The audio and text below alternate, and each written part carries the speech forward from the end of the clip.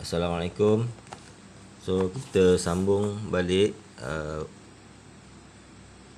faktor-faktor yang mempengaruhi kadar tindak balas yang diterangkan melalui konsep teori pelanggaran. So hari ini kita sambung iaitu faktor yang terakhir, faktor yang keempat iaitu faktor mangkin. Faktor mangkin. So faktor mangkin ni bukan semua tindak balas dia ada mangkin dan setiap tindak balas mempunyai mangkin yang berbeza. Okey, jadi untuk tingkatan 4 ni yang biasanya contoh yang diberikan ada dua contoh lah.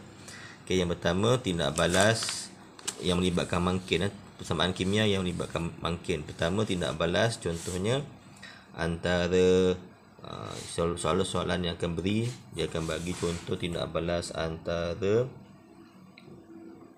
zinc dan asid sulfurik. Zinc campur asid sulfurik. Okey. Mangkin yang digunakan dalam tindak balas ini adalah kuprum 2 sulfat ataupun copper sulfate. Ini satu contoh lah. Bukan semua tindak balas menggunakan mangkin dan bukan semua tindak balas yang ada mangkin menggunakan mangkin yang sama. Tindak balas tertentu untuk mangkin yang tertentu. Jadi contoh yang pertama adalah zinc campur asid sulfurik. Okey, menggunakan copper sulfate. Okey, satu lagi tindak balas yang agak popular iaitu penguraian apa cikgu dah lupa dah. Hidrogen peroksida, hidrogen peroksida, yang mana hidrogen peroksida ni mungkin benda baru bagi kamu lah. Dalam bahasa Inggeris hidrogen peroksida, H2O2, dia macam formula macam air, bentuk dia pun macam air juga. Okey,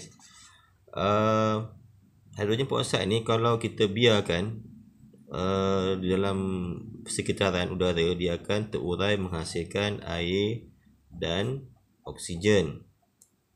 Okey.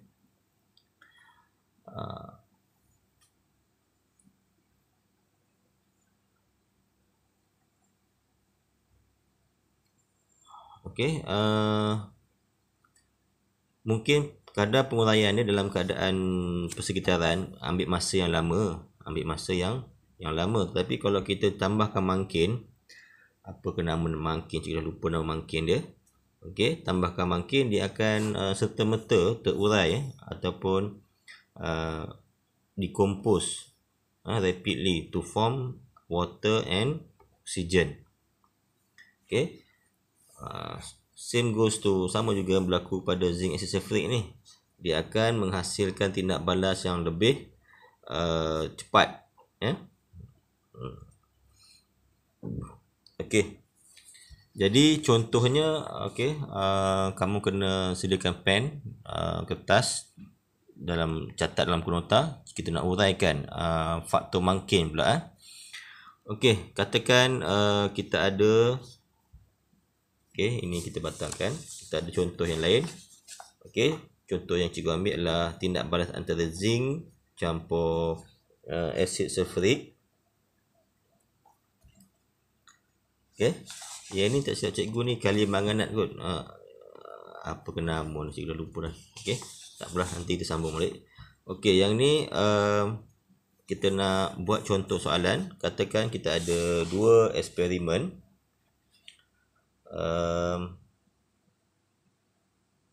Okey, kita ada eksperimen 1 dan eksperimen 2. Eksperimen yang sama, tetapi untuk eksperimen 1 kita ada kehadiran mangkin. Mangkin dia apa? Copper sulfate. Manakala tindak balas kedua, eksperimen yang kedua, tak ada, macam biasa, tak ada apa-apa lah. Okey, so seperti biasa soalan dia lebih kurang soalan dia macam mana ni? Okey, diberi dua eksperimen. Antara dua eksperimen ni, yang manakah mempunyai kadar tindak balas yang tinggi? Okey, dan huraikan jawapan kamu apa? Based on collision theory, berdasarkan teori pelanggaran. Okey, 4 atau 5 markah.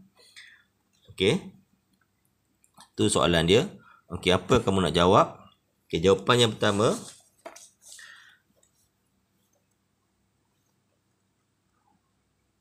okey, jawapan yang pertama, okey, catat. Benda ni ada dalam buku modul lah, tapi kamu boleh catat, kamu pindahkan, alihkan catat dalam buku nota lah untuk memudahkan kamu. Okey, so untuk markah yang pertama kamu catat ni copper, okey, buku cikgu dalam bahasa Inggeris, kamu translate sendirilah. Copper to sulfate present as a catalyst for the reaction between zinc and sulfuric acid in experiment 1 but not in experiment 2. Okey, ataupun cuprum 2 sulfat, mesti ada, kalau kamu sebut copper sulfate ni mesti mention 2 Roman ni kalau tak ada salah. Cuprum 2 sulfat apa ni, yang hadir apa ni, hadir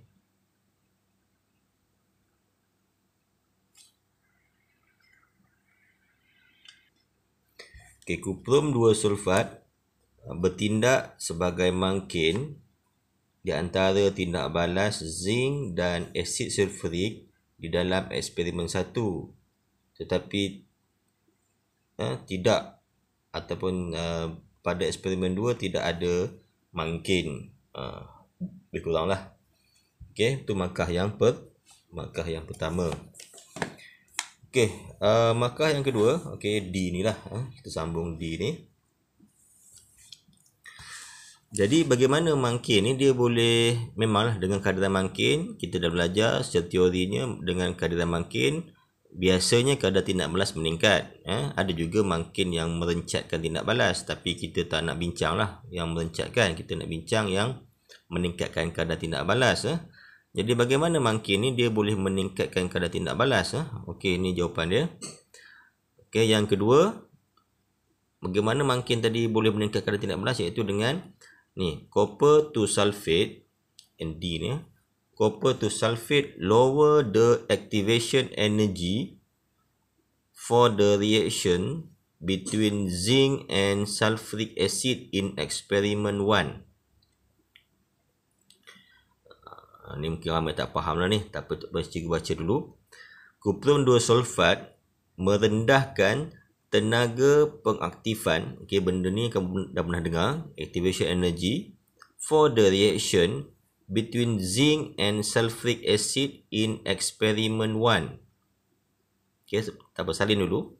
Kemudian more colliding particles achieve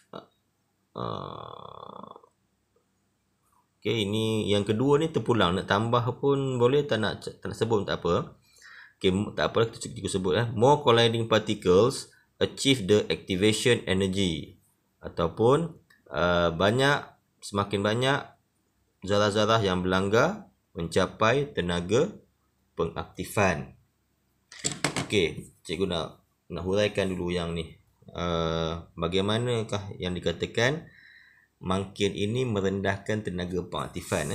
Okey, kita dah belajar dulu sebelum ni gambar rajah aras tenaga tu, profil tenaga, yang mana ada bahan tindak balas. Okey, kemudian dia mesti, bahan tindak balas mesti berlanggar dan mesti melepasi. Contohnya ini tindak balas apa ni? Exothermic. Exothermic, bahan mesti di atas, hasil mesti di bawah, sebabnya dia membebaskan haba exothermic. Tapi untuk dia bahan bertindak balas menghasilkan hasil, dia mesti ni ada satu halangan yang kita panggil tenaga minima ataupun activation energy yang perlu diatasi. Okey, jadi apa fungsi mangkin? Bila kita letak mangkin di dalam tindak balas tadi, zinc campur asid sulfurik tadi, jadi mangkin ni dia boleh menurunkan lower activation energy. Dia akan merendahkan. Asalnya dia mesti tenaga yang banyak untuk menghasilkan hasil, tapi dengan menghasilkan makin dia merendahkan. Okey, contohnya dia rendah. Okey, dia merendahkan.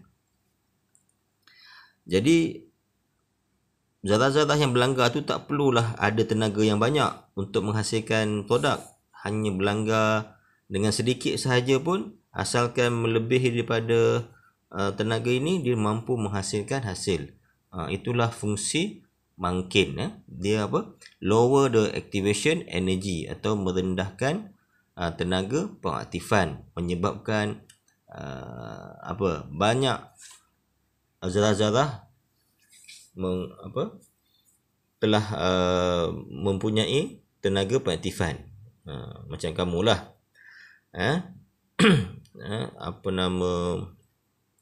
Contoh yang lain, kita ambil contoh. Katakan markah kimia kamu, kan?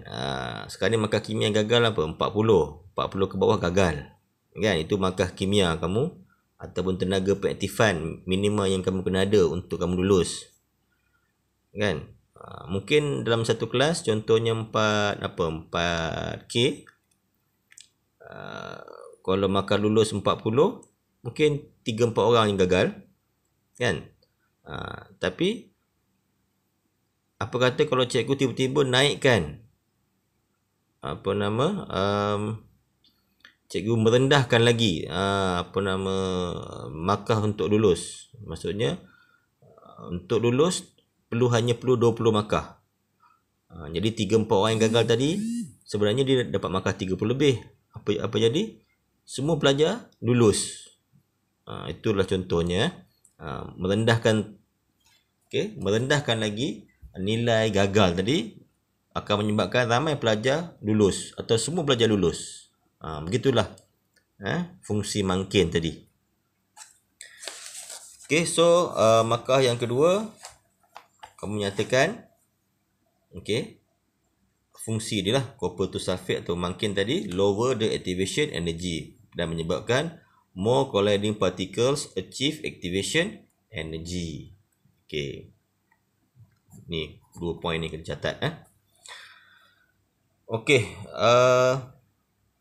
kalau tengok kat buku sini, dekat faktor catalyst, biasanya kita kata apa? Kalau faktor-faktor yang lain, kita akan kata frequency of collision between particle increase, right? Tapi dekat sini dia kata frequency collision di dalam makin sebenarnya dia tidak meningkat.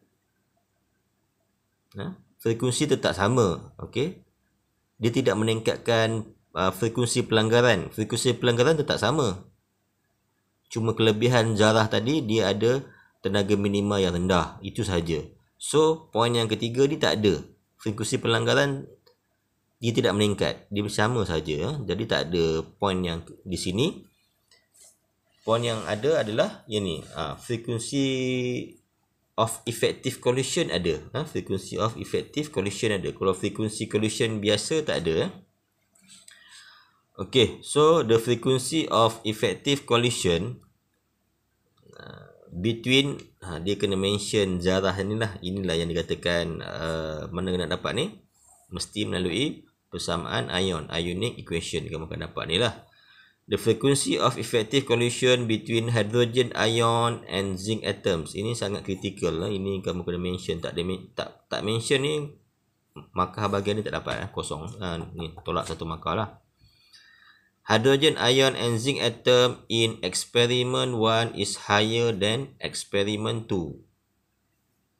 Ataupun dalam bahasa Melayu, frekuensi pelanggaran berkesan antara ion hidrogen dan atom zinc di dalam eksperimen 1 lebih tinggi daripada eksperimen 2. Maka kadar tindak balas, markah takhir, kadar tindak balas pada eksperimen 1 lebih tinggi daripada eksperimen yang kedua. Dapat kalau kamu rasa cikgu cakap laju sangat, kamu tengok balik buku modul ni, muka surat 185. Catat balik. Antara keempat-empat faktor ni faktor mangkin ni jarang keluar lah. Setakat ni faktor suhu yang lain 3 tu selalu sangat keluar lah. Mana tahu tahun ni akan datang ni faktor mangkin lah pula. Okey. Okey, seterusnya apa yang kita nak bincangkan adalah kita dah bincang 4 faktor, dan sebenarnya 4 faktor tu kita boleh buat investigate ataupun eksperimen lah di dalam makmal lah. Jadi ini dalam buku ni, muka surat 168 dan 169 adalah prosedur untuk kita bagaimana nak membezakan, nak bandingkan tindak balas faktor, 4 faktor ni lah. Okey, so yang mana ada buku ni kamu catat lah, kita bincang secara lalu, secara ringkas saja. Okey, ini faktor yang pertama, iaitu bagaimana merancang eksperimen menggunakan faktor size, size of solid reactant. Okey, ini gambar dia. Jadi kamu mestilah must be able to draw this diagram. Okay, so this is diagram for investigate the size of solid reactant. Okay, contohnya dekat sini dia ambil guna, ada banyak contoh lah, tapi salah satunya di sini kalsium karbonat. Dia pakai ketulan kalsium karbonat chips and hydrochloric acid. Okay, kemudian dia nak ukur apa yang diukur. Apa yang diukur di sini sebagai mengira kadar tindak balas, dia ukur pembebasan gas ataupun hasil dia kan. Dia kumpul, selalu flow to the basin that fill with water. Kemudian dia langkupkan burette ni. Dia dapat bacaan di sini, dia boleh kira lah nilai kadar tindak balas dia. Okey, salin problem statement. Okey, cikgu baca bahasa Inggeris dulu. How does the size of calcium carbonate chips affect the rate of reaction with dilute hydrochloric acid? Dalam bahasa Melayu, how does, adakah kot atau bagaimanakah, adakah size ketulan size kalsium karbonat, size ketulan kalsium karbonat memberi kesan kepada kadar tindak balas dengan asid hidroklorik. Okey, pastikan problem statement kamu diakhiri dengan ni. Sebab kamu bertanya, diakhiri dengan tanda soal lah. Okey, hypothesis. The smaller the size of calcium carbonate, semakin kecil saiz calcium carbonate, the higher the rate of reaction. The higher, semakin tinggi kadar tindak balas. Okey, seterusnya apakah yang kita manipulate variables? The size of calcium carbonate. Responding variables, the rate of reaction. Okey, untuk keempat-empat faktor ni sebenarnya responding dia adalah the rate of reaction. Okey, fixed variable. Ada banyak, kamu pilih salah satu lah. Sama ada kamu kata apa ni, mass pun boleh. Mass ni memanglah yang kita ubah size, tapi mass dia tetap sama. So dia ketulan besar, ketulan kecil ke, memang berbeza dari segi size, tetapi jisim dia tetap sama. Tak boleh pakai jisim yang lain Okay, ataupun kamu kata volume and concentration of hydrochloric acid pun boleh juga kan. Jadi kalau kamu nak mention hydrochloric acid, kamu mesti mention volume dan concentration, mesti datang sekali lah. Jangan asing-asing volume and concentration of hydrochloric acid. Okay. So sebenarnya prosedur ni kamu kena hafal lah. Kamu kena hafal. Okay, cikgu bagi satu contoh lah. Mungkin hari ni kita bagi contoh satu je. Apparatus kamu boleh baca, material kamu boleh baca lah. Okay, prosedur. A basin is filled with water until half full. A burette full with water is inverted into the basin. It is then clamped vertically using retort stand. 5 gram large calcium carbonate chip is weighed and put inside the conical flask as shown in the diagram. 50 cm³ of hydrochloric acid 0.2 mol dm cube is measured and poured into the conical flask. The conical flask is closed immediately with a stopper fitted with delivery tube as shown in the diagram. A stopwatch is started immediately. The volume of gas released is recorded for every 30 seconds. Habis sampai nombor 8. Kemudian step 1 to 8 are repeated using still 5 gram but in smaller size. Small calcium carbonate chip to replace 5 gram of large calcium carbonate chip. The graph of volume of carbon dioxide against time for the two experiments are plotted. Okay. So from this experiment, kamu kena buat data. Okay, kita tak sempat nak buat lah. Jadi kamu boleh tengok rujuk itu kat YouTube pun boleh. Okay, data dia untuk 2 eksperimen. Apa yang perlu ada? Masa, bacaan burette, ataupun sebenarnya kita nak tengok time dengan volume of gas lah. Tapi volume of gas ni kamu akan dapati, kamu nak dapat mesti tengok burette reading lah sebelum dan selepas dia kan. Buat dapat volume of gas. Tapi yang penting time dengan volume of gas ni. Untuk buat kedua-dua lah. Okay.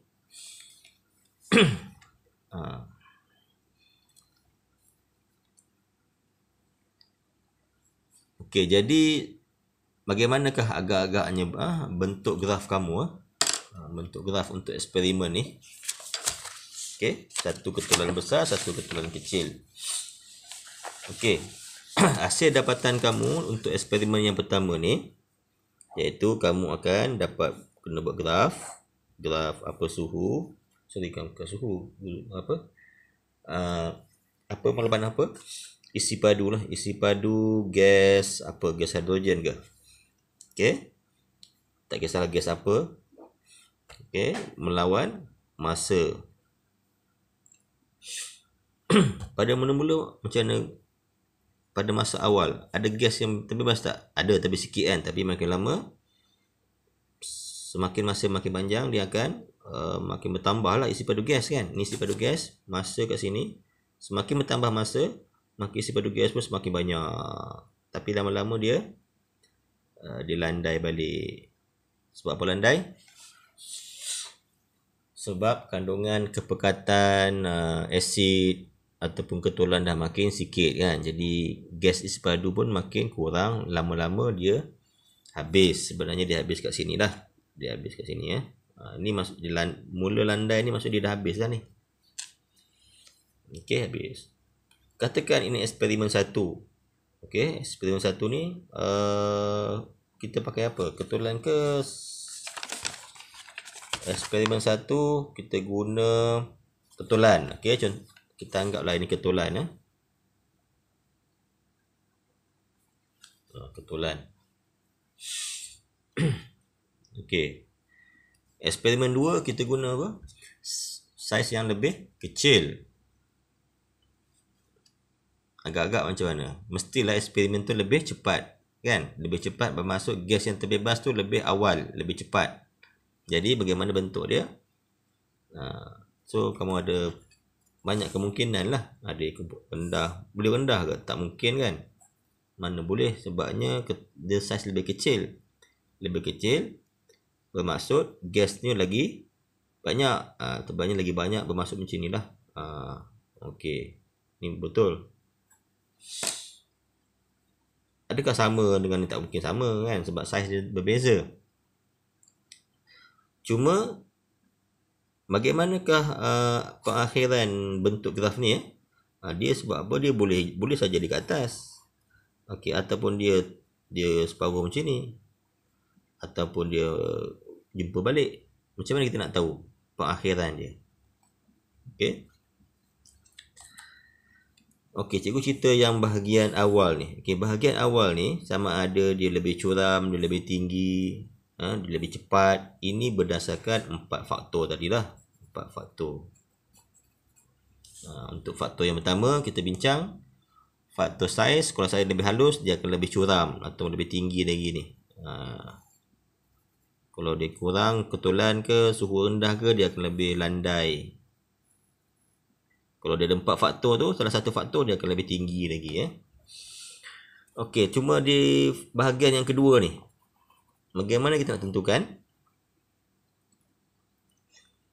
Ini kita tentukan, kita lihat dari segi amount bahan yang kita gunakan. Amount bahan. Okey, kalau kita rujuk balik tadi, eksperimen yang pertama, eksperimen kedua, adakah berbeza amount dia? Sama je kan, ketulan tu sama. Kepekatan sulfuric acid pun sama je. Okey. Jadi maksud amount bahan kita guna sama. Kalau amount bahan guna sama, apa maksud dia?